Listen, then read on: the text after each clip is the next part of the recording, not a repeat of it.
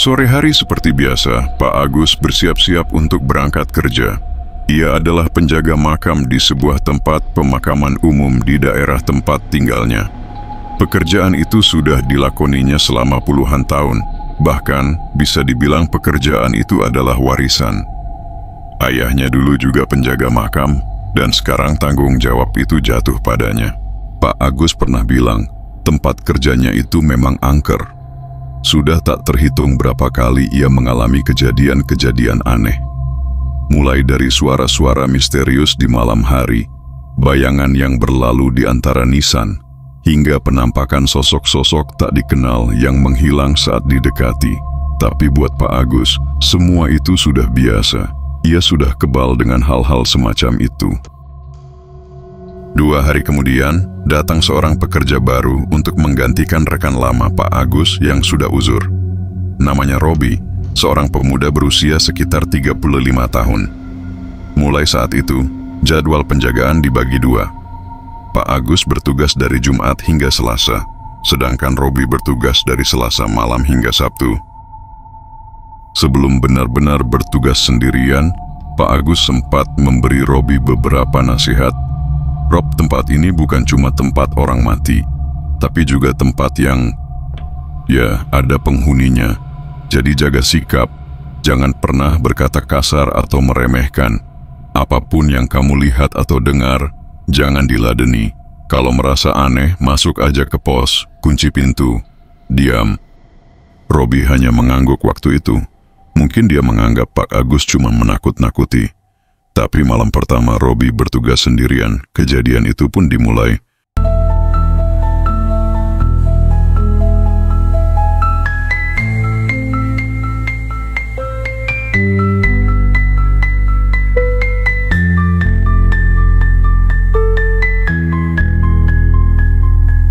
Malam itu, angin bertiup pelan, udara dingin menusuk sampai ke tulang. Robi baru saja selesai memeriksa sekitar area pemakaman. Ia kembali ke pos penjagaan, duduk di kursi reyot sambil menyeruput kopi. Jam di dinding menunjukkan pukul 1:15 dini hari. Sepi, terlalu sepi. Tiba-tiba, krik, terdengar suara ranting patah dari arah barisan nisan di belakang. Robi spontan menoleh, tapi tak melihat apa-apa. Kucing paling, gumamnya. Tapi suara itu muncul lagi. Kali ini disertai bayangan putih yang melintas cepat di antara pohon Kamboja. Robi berdiri, mencoba memastikan apa yang dia lihat. Tapi ingat kata Pak Agus, kalau ada apa-apa, jangan dilihat. Masuk aja ke pos, biarkan. Tapi rasa penasaran Robi lebih besar. Ia mengambil senter dan berjalan ke arah suara. Langkahnya pelan, menyusuri jalan setapak di antara makam. Ceklik, senter dinyalakan. Di ujung lorong makam, ia melihat sesosok wanita berpakaian putih berdiri membelakanginya. Rambutnya panjang, menjuntai sampai tanah, tak bergerak. "Bu, ngapain malam-malam di sini?" tanya Robi. Perlahan sosok itu menoleh, tapi bukan wajah manusia. Matanya kosong, hitam legam. Mulutnya robek sampai ke pipi, menganga lebar seperti ingin menelan. Robi langsung berlari sekuat tenaga menuju pos. Napasnya tersengal, tangan gemetar saat mencoba mengunci pintu. Dari balik jendela, dia melihat sosok itu berjalan mundur, kembali masuk ke dalam barisan nisan, lalu menghilang di balik kabut.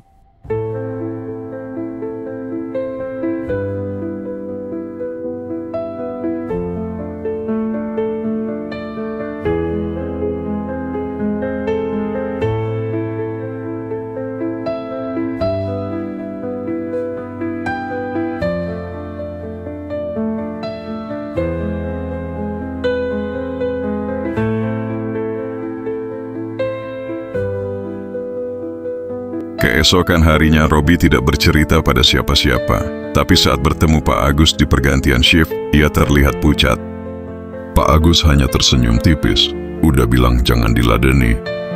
Robi akhirnya mengaku, tapi Pak Agus justru berkata, kalau udah tahu jangan makin penasaran, karena makin dilihat makin diajak.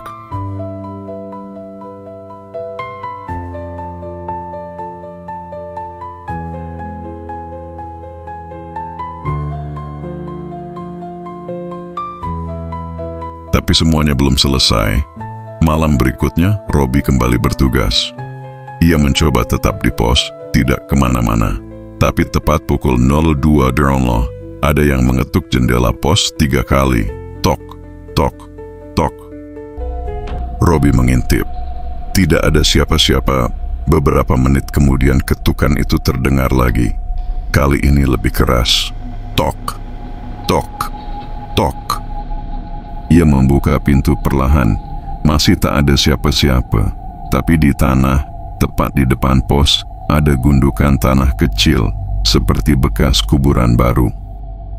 Dan di atasnya selembar kertas usang dengan tulisan pudar, "Jangan bangunkan kami."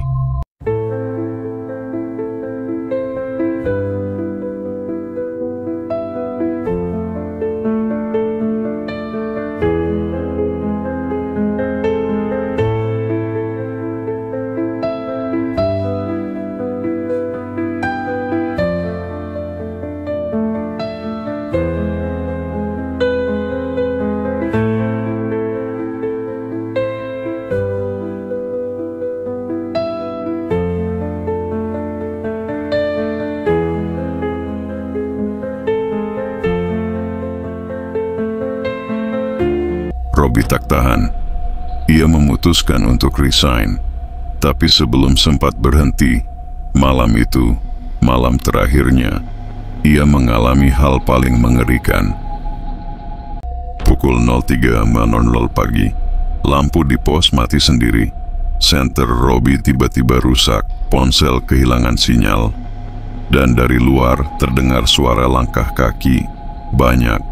Seperti orang berjalan, puluhan, bahkan ratusan. Robi mengintip dari celah pintu. Di luar sana, makam-makam tampak terbuka. Dari dalamnya keluar sosok-sosok gelap menunduk berjalan perlahan. Tidak terlihat jelas siapa mereka, tapi wajah-wajah mereka bukan manusia lagi. Semua mengarah ke pos penjagaan tempat Robi berada. Robi berteriak, tapi tak ada suara. Ia membeku, telinganya berdengung. Dunia seakan runtuh. Tiba-tiba, pintu pos terbuka sendiri, dan kegelapan menelannya.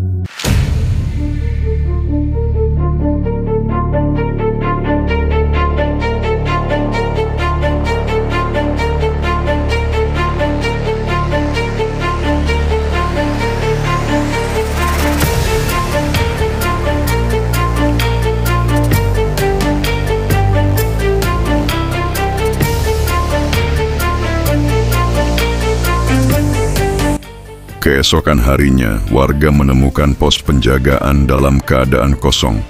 Tidak ada jejak Robi, tidak ada barang pribadi, hanya ditemukan satu benda, senter patah dan lembaran kertas yang sama. "Jangan bangunkan kami." Pak Agus tak pernah bercerita soal Robi lagi. Tapi sejak malam itu, ia selalu membakar kemenyan setiap malam jaga. Dan setiap kali suara ketukan terdengar, ia hanya diam, karena ia tahu penunggu makam tidak suka diganggu.